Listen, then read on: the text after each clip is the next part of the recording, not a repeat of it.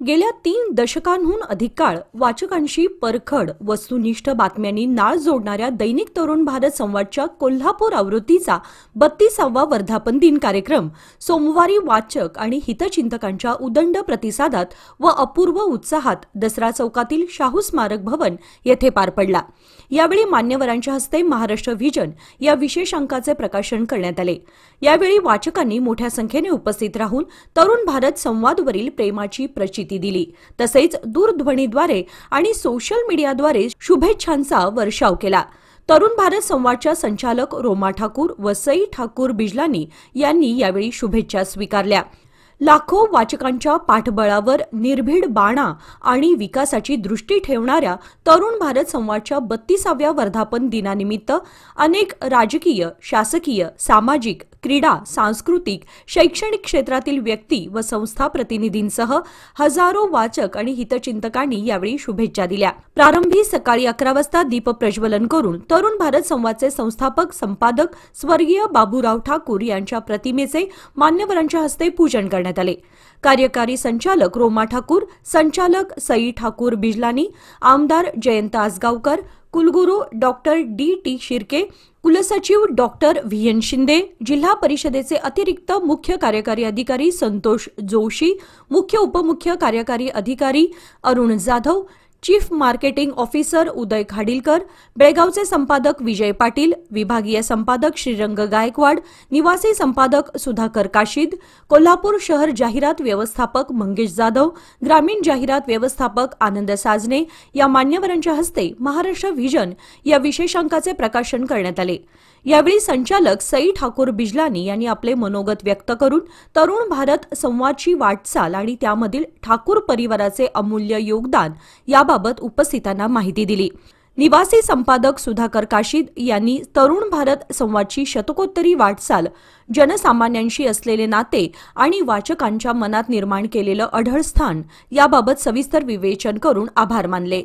तरुण भारत संवादने स्वातंत्र्यपूर्व काळापासून निष्पक्षपणाची भूमिका घेत परखड सत्य वृत्तपत्राच्या माध्यमातून समाजाच्या समोर मांडलं आहे। त्यामुळे रोखठोक भूमिका मांडणारे दैनिक अशी ओळख तरुण भारत संवादची जनमानसात निर्माण झाली आहे। तरुण भारतचे संस्थापक संपादक स्वर्गीय बाबूराव ठाकूर यांनी वृत्तपत्राच्या माध्यमातून दिलेला निष्पक्ष सत्याची बाजू मांडणारा अन सामाजिक बांधिलकीचा हा वारसा पुढील काळातही असाच जोपासणार असल्याचं तरुण भारत संवादच्या संचालक सई ठाकूर बिजलानी यांनी सांगितलं।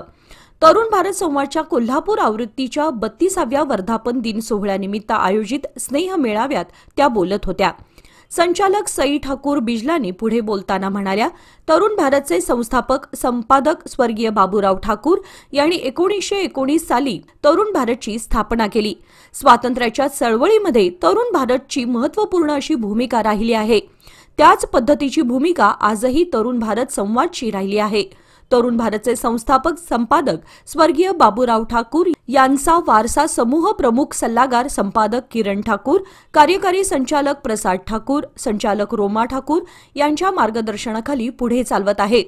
परखड बाजू मांडत कृषी, राजकीय, सामाजिक, क्रीडा, सांस्कृतिक, शिक्षण, पर्यटन अशा विविध क्षेत्रातील आणखी दर्जेदार बातम्या वृत्तपत्रातून वाचकांपर्यंत पोहोचवणार असल्याचं संचालक सई ठाकूर बिजलानी यांनी सांगितलं।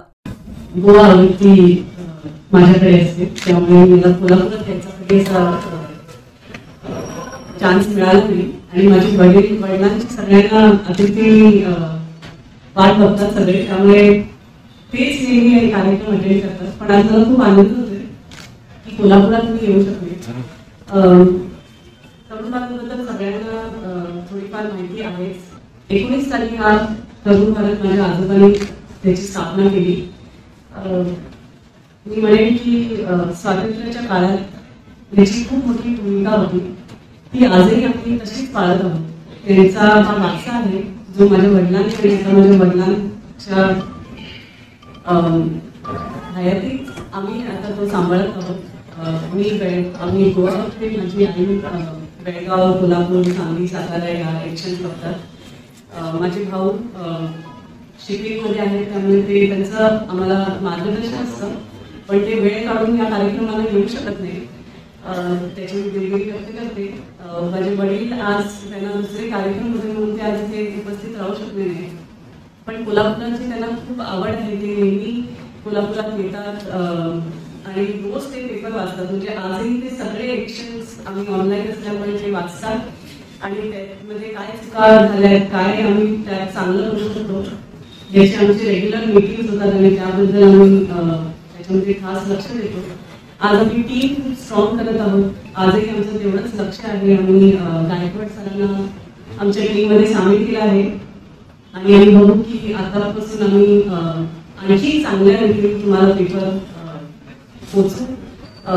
एडिटोरियल असेल, स्पोर्ट्स असेल, फुटबॉल इथे मला वाटतं खूप गाजतो, त्यामुळे आणि सोशल असेल, सोशल मीडिया पण आम्ही खूप काम करतोय.